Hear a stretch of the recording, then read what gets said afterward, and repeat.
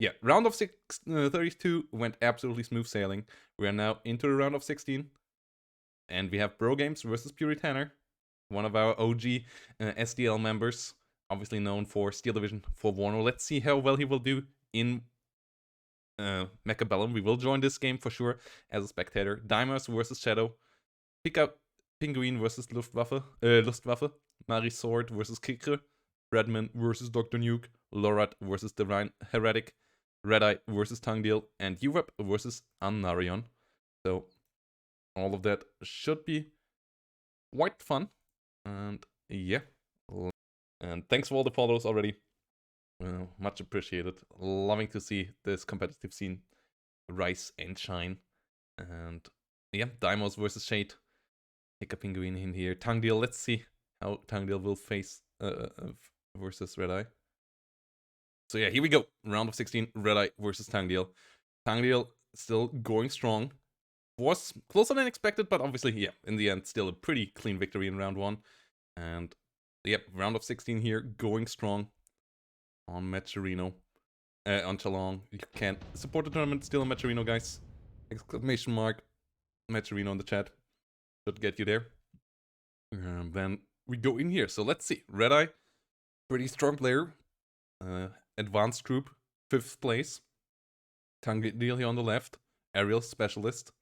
Redeye coming in with 200 extra supply. Once more quick supply. And this time aerial specialist for Tong Deal though. We have sledgehammers. Sledgehammers with 2 aggressive and 2 defensive abilities. Interesting. I'm really interested to see what the setups are here. This is the same that I use. I like the double shot on these as well. Mustangs, pretty classic setup here as well. Brawlers, no extra damage for Tong Deal. Okay. Surprising. I really like the 200% extra damage here. Arclight with Elite Marksman here coming in early. Arclight obviously good against Crawlers, good against Mustangs. Not so amazing against Marksman. But yeah, let's see how this goes. And let's put our support behind Tong Deal lol. Let's be a betting man as well. As Redeye, obviously though, with advanced group 5th place, not doing too terribly there as well. Showing that Redeye for sure did put a bit of effort in the game as well. As we're into the action here now. And yeah, let's freaking go. Sledgehammer's coming forward, Crawler's moving forward. On the other side, good couple of marksmen coming in as well. And let's see. We have the action going on here in the middle. Mustangs shooting things up. We can move this here for spectator mode actually a bit further into the corner.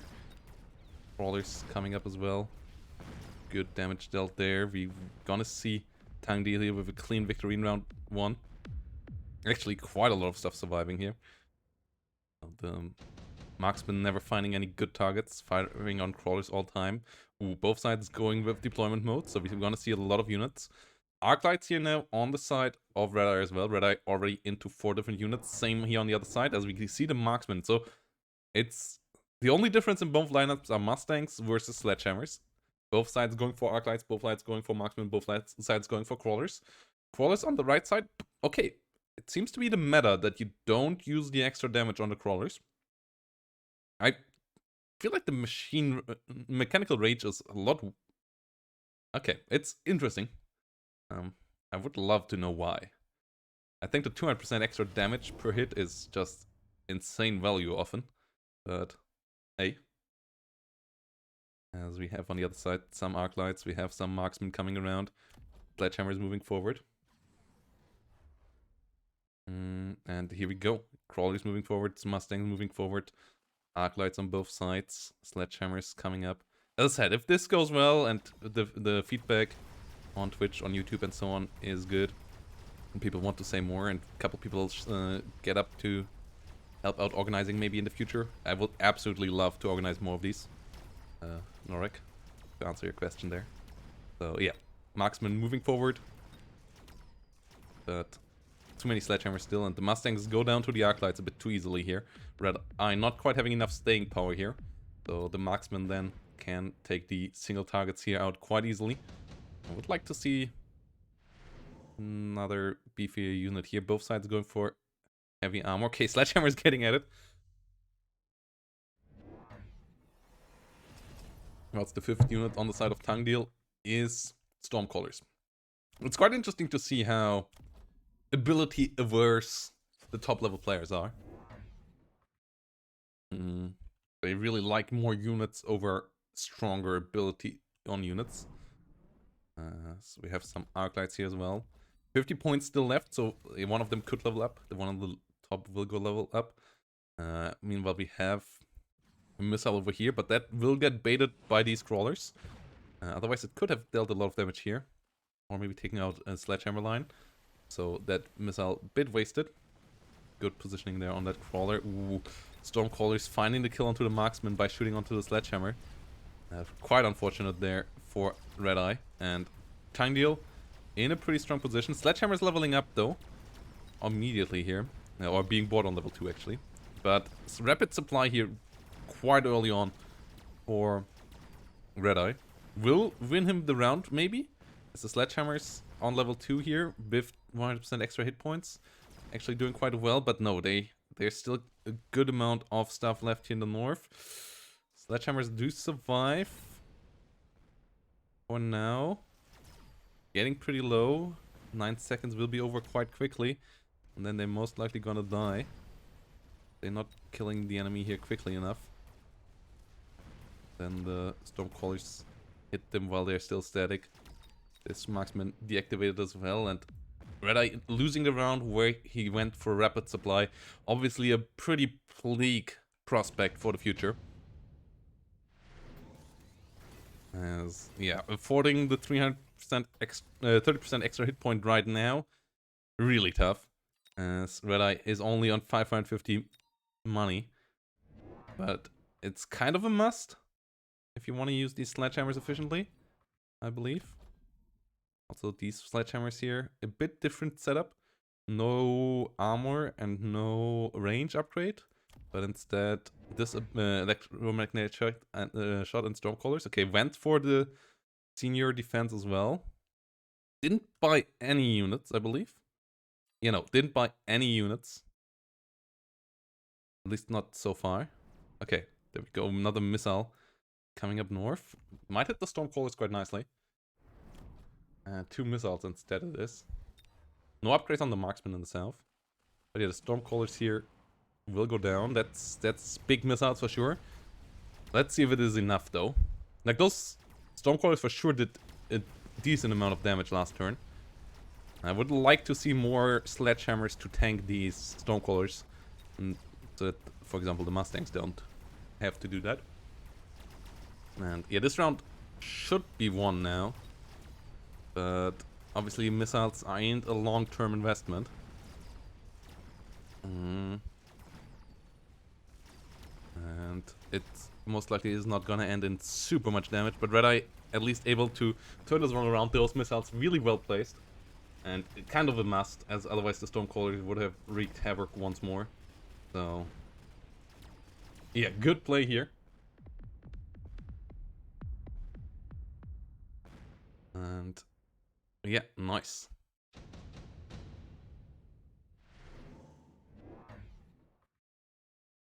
Okay, yeah, 30% extra damage, quite powerful. Advanced firepower control system, if you have the right unit for it, can be fantastic as well though. Red Eye, not quite decided yet. Obviously, in the long term, 30% extra damage on all units should be more powerful, but if you have that one single unit that can carry you, it might be stronger. Oh, Red Eye going with none, though. Okay. Went for just the 50 money. Wanted to have more money to invest here. Tong Deal ready really quickly. We see Stormcallers here being brought in now on the side of Red Eye. Would expect the shield here at least in the north now, maybe. Goes for marksman as well. What is the idea behind this? 550 left. Believe there will be an upgrade? No. Okay, goes for phoenixes. Yeah, the upgrade adversity on the high level players is interesting to me. Like, I get not using that many, but not at all. quite curious. And I wonder if that will be, like, if this continues like this, if the meta will be changed, and if, like, for example, upgrades will be, like, consecutive upgrades won't cost you 200 extra, but only, like, 150 extra or so, to contradict that. Because I feel like upgrades are a super essential part of the game, design-wise. But at the moment, we don't see them much used in this game. Okay, missiles flying.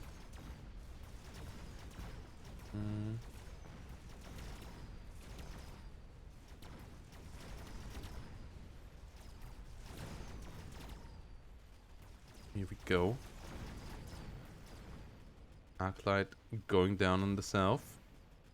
Another sniper going down as well. But yeah, Red Eye losing here once more. Stormcallers and the shields. The shields blocking the Stormcallers of Red Eye really fantastically here. And allowing this, and there were no shields on the other side. I kind of expected that. Wasp call in instead. I really expected this instead. And of the Stormcallers. Of the more units here. Wasps being brought in a pretty gnarly spot here. Mustang's not quite in position.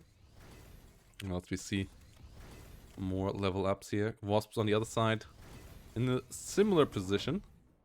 But the Mustangs will react, and there's no Phoenixes also that they will annihilate immediately. Yeah, the classic 2 Mustangs on the flank is absolute, yeah, standard here now. And yeah, let's see. More shields coming around. More marksmen coming up. Fortress being set up in the south. 300 points still left. Let's see if a level 2 fortress can swing the balance here a bit. The damage output here on single targets of Tong Deal is not amazing. It's not terrible, but it's not amazing either. So the fortress here for sure can potentially have some impact, but with the 30% extra damage from the senior attack specialist, there's obviously quite a bit to say. Oh no, both wasps were calling off their own side in the rear. Okay, I misinterpreted the colors there. Yeah, Tong Deal is blue, Red Eye is red. Yeah, they called them in for themselves there in the rear here to have a couple of wasps for one round. They just annoy the enemy marksman here. And yeah, the fortress still standing. Fortress for sure did its part in this fight. Issue is that the north completely collapses here though. And I fear, yeah, the fortress now going down as well. This won't make much of a difference. And I fear this might be the last round here from Red Eye's perspective. As Tong Deal is seemingly just a bit too strong here. Red Eye was able to put a bit of a dent in there. Interesting setups there for sure, that those 2 missiles killing the Stormcallers absolutely perfectly placed, but the rest of the setup just not quite good enough here. And yeah, we see Tong Deal advancing 1 round further. In the round of 8 already, the favorite does continue the march through against Red Eye as well. And yeah, let's see what the rest of the matches do bring. And let's return to the lobby. Really strong play from Tong Deal here. And with a pretty good combined arms here. In the end, there were no abilities bought whatsoever on any of these units. So yeah, let's return to the lobby. And let's see what we're gonna have here. And yeah, here we go. Breadman versus Dr. Nuke. Marksman specialists coming in the up here. Will we see heavy armor? I'm absolutely in love with heavy armor. Let's see what Breadman is going to choose here though. Arclight Phoenix, not the perfect starting units for it, but not terrible either. And you obviously can put a lot in front of it. Speed specialist, quite nice with steel bolts. Ooh, okay, yeah, there we go. What's to say, with Fangs, it can be surprisingly good as well. Like, Fangs, obviously, they are a slow unit itself, but as it is not a percentage speed boost, but like just an additional speed boost of +3, that makes Fangs actually the unit that profits the most percentage-wise from the speed boost, and makes them somewhat agile at least. They go from 6 meters per second to 9 meters per second. And yeah, steel bolts being more agile, really nice as well. We see more crawlers being added, so a classic Fang crawler steel ball, that's a pretty common combo early on. Other side here, we see the level 3 marksman for Dr. Nuke. We see extra marksman being bought as well. And then the sledgehammers, obviously pretty strong against the small units here. Steel bots, quite good against them though. And yeah, the crawlers can annoy the steel bots. Can be solid against all the other units. Marksman, on paper, pretty good against steel bots. The level 3 one for sure will be quite good as it one-shots them. The other ones needs 2 shots per steel ball though, which makes them weaker than you would like. And if you get the research center upgrade here, they even need 3 shots, or do they even need 3 shots by design? They actually need 3 shots by design. Like, yeah, like Marksman level 1 versus Steelbots level 1, not as good as you would expect. But obviously Steelbots also quite bad against enemy crawlers. And they want to get on top of these guys here. And hey, Eve, thanks for the Twitch Prime. And thanks for the follow, Dr. Silvano. As we're going in here now. Sledgehammers engaging onto the Fangs. Sledgehammers cleaning up all the units. Cleaning up the crawlers, and then the crawlers annoy Breadman's steel bolts. Fangs not dealing with those crawlers quickly enough, and then the steel bolts dying before they can get through. Especially thanks to the level 3 marksman up in north. And yeah, speed with crawlers. You kind of usually want to use flanks in my eyes if you use speed.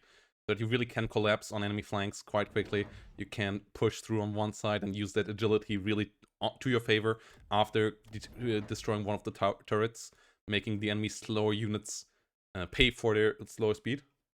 And yeah, let's see what we get here. We get Mustangs on the side of Breadman. We get no new units on Dr. Nuke's side of things yet. We see some flank crawlers there.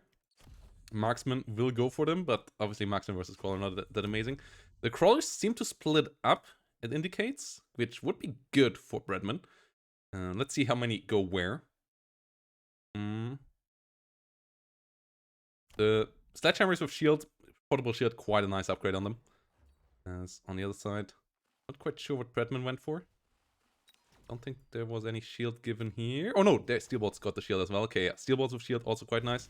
Okay, no, all the crawlers went north. Okay, that's not perfect for Breadman, with as the marksman will enable the crawlers of Dr. Nuke to win, even if it only killed a couple. That snowballs a bit, so yeah, quite a lot of these crawlers surviving. But at least they're busy. We're busy up north there. 200 points of units that were versus 100 point of units. Whilst the other units able to break through here, able to defeat the turret. And that's what I'm talking about. Getting through the turret then enables you 9 seconds of carnage. And these 9 seconds of carnage here will help out quite a bit in this engagement. They won't swing it around though, as the southern fight went a bit too terrible here for Breadman. So in the end, Breadman will still lose this round, but it was closer than last round. And Dr. Nuke might have to find a solution for the northern situation here.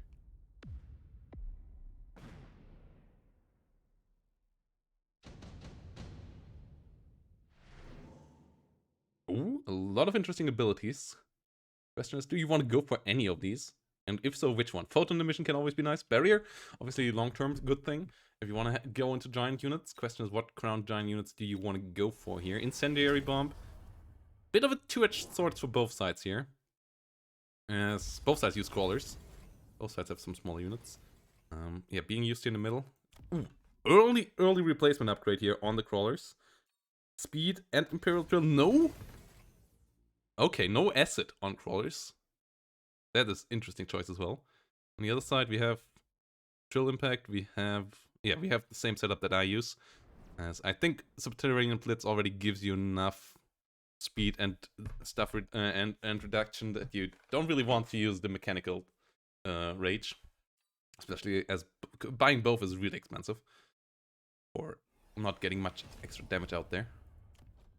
Steel bolts here leveling up. Yeah, up here on the flank. Replicate will be pretty good against in a fight between level 1 crawlers, but the Imperial Trill one has a bit more impact if it would be bought. Okay, yeah, here we go.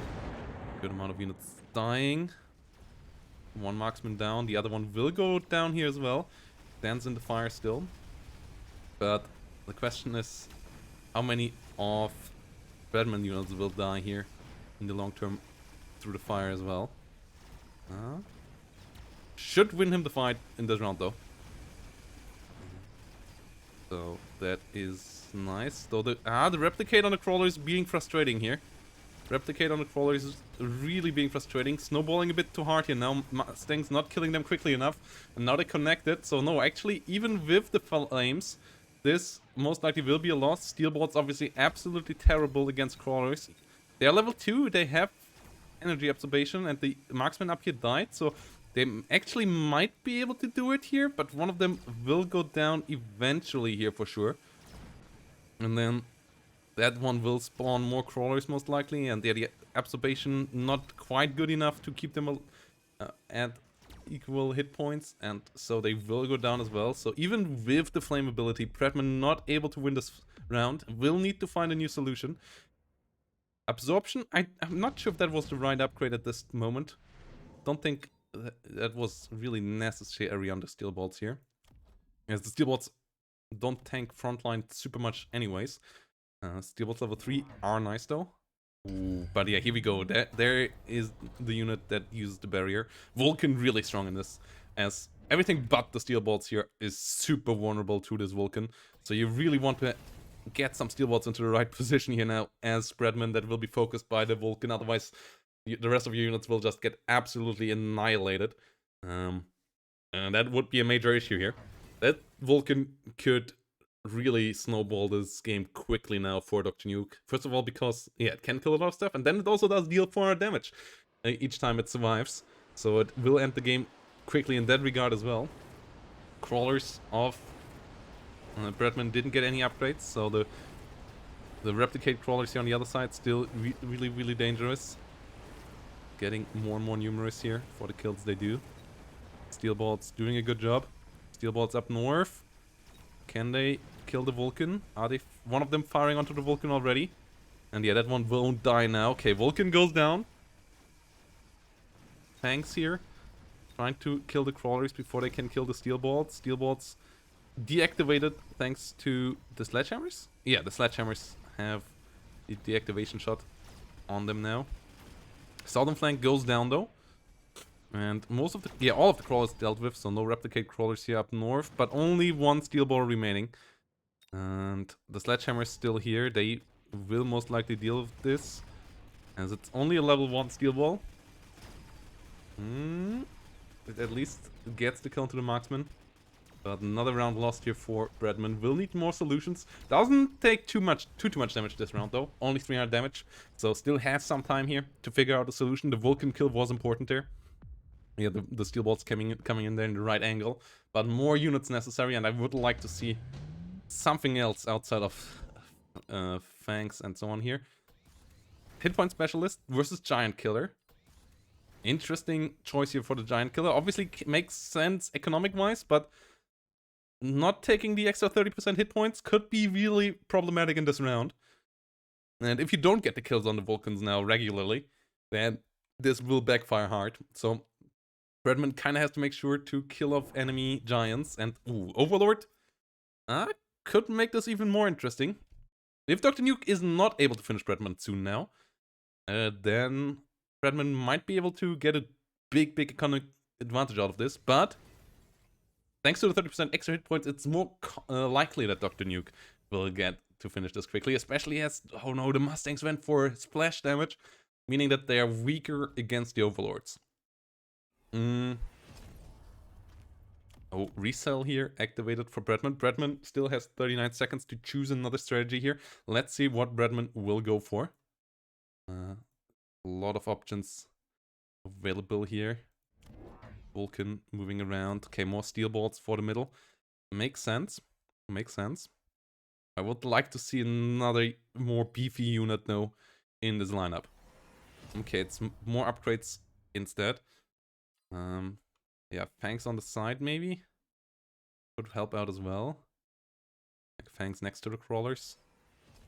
Okay, the Fangs up here got sold though. Okay, it's an upgrade here instead. More hit points via this. Yeah, the Overlord might be problematic. Steel bolts now having Link makes them quite interesting. Though with the deactivation on the sledgehammers, it doesn't matter too much. And yeah, the deactivation here is big. Deactivating the heal ability as well. Super important feature here. And yeah, that's why I would have liked to see another unit, like maybe even a giant unit on your own here from Breadman. This round will deal a lot of damage, and I don't think he will profit from Giant Hunter at all, as both of these giants most likely will survive here. And then Breadman is in trouble here against Dr. Nuke. Command center going down. Yeah, units deactivated in their abilities here as well by the sledgehammers. Marksman helping out as well. Brawler is moving south. Yeah, big investments into a future that might never come here from Breadman. The unit needs another ability here for sure. Dr. Nuke going into the next round.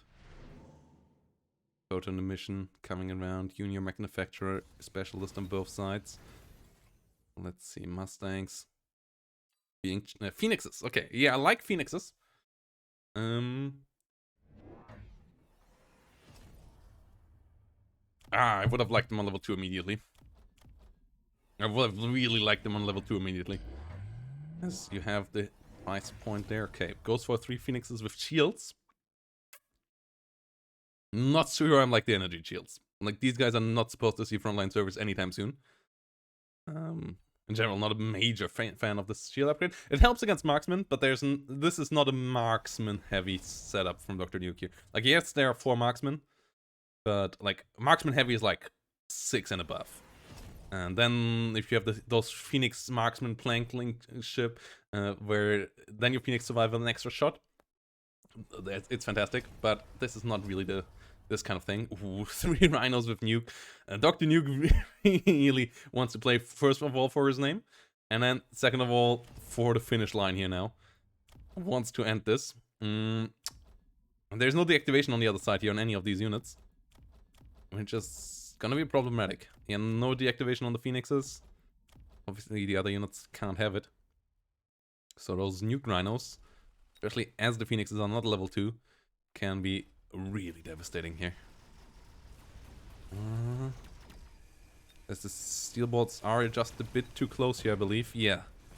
Steel bolts going down. The ones in the north might survive it. I'm not sure. Yeah, the shield does make them survive it. At least a couple of them. But that's just still too much damage here. And I believe this might be the end of it. As the... yeah, the Phoenix is just not having the damage to even deal with the Rhino here. Extra 30% hit points here. Just that bit too much. All of these units still surviving, and that's more than 1,500 damage. And that is the end. Dr. Nuke is going to win this game here. Or is it? Cast a curse! Cast a curse hitting hard. Okay, I called it a bit too early. If Breadman now makes the comeback, I'm super sorry, Dr. Nuke. I'm super sorry for that caster curse there. Let's go. Okay. How do you salvage this situation, though? Oil being bought here as an ability. Vulcan and Overlord can level up. Steel bolts can level up as well. Is that the unit that you want to put photon emission on? Oil together with flames can be quite devastating. Is that the unit you want to put photon emission on? Big questions here. You need to deal with the Nuke Rhinos somehow, some way. No ground attack weapons on these guys. And that's a problem. I believe you really want to level up these steel bolts. The northern ones, those are kind of essential. Okay, another Overlord instead. Interesting. One of them with photon coating. Yeah, flames coming in again. Will at least kill the crawlers. Will at least kill one of the marksmen. Most likely not gonna do much to the Rhino or anything like that. But yeah, we have Overlords moving around. Let's see if they can do it. I'm not super hopeful, but they will be somewhat nice. More Nuke Rhinos on the ground won't really affect them. So that at least will be nice. Code encoding there coming in. Yeah, at least a good couple of crawlers biting the dust there. That's marksman gonna bite the dust. So that part is nice. Wasps here in the rear. Coming in.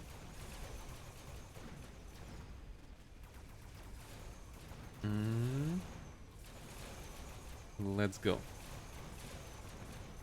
Nukes going down. No repair or anything on these overlords, but they deactivate the enemy. Level 3 marksman is scary as hell though. As soon as the debuff gets off. Ooh, marksman goes down. Ah, these guys not deactivating. Yeah, not destroying the research center just yet though. Research center goes down now. But I believe the level 2 overlord, I think the Vulcan will survive for too long on the battleground. Or does it? Actually, it goes down just last second. Oh, first shot coming out. If this one had one more shot, it might have been different, but it is GG here in the end. Okay, closer game than expected in the end. Good idea with the 3 overlords, but not quite good enough here for Breadman. So Dr. Nuke does win this round here. GGVP, a really strong combo here. And yeah, Breadman trying to invest into the future, but that future just never came. What's on the other side? It was the big investments here. Yeah, not having the 30% hit points. Really big issue there. The 3 fast overlords here, good idea. But yeah, it lacked the field maintenance or something like that, I guess. And yeah, not having level 2 phoenixes, I feel like was a major issue here. Instead of the energy shields. So yeah, let's see what the rest of the tournament does. As we have a couple of plays.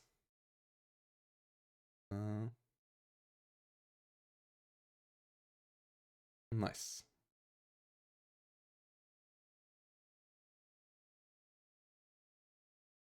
Okay.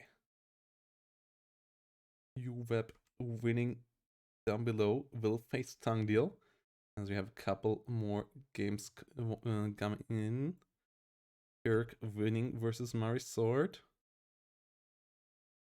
And Pika Penguin winning here, I believe. Okay. Yuri Tanner winning versus Pro Games. And then we have Dr. Nuke winning versus Breadman. And Lorad? Okay, Divine Heretic winning versus Lorad. So we have the round of 8 coming up next. Lovely.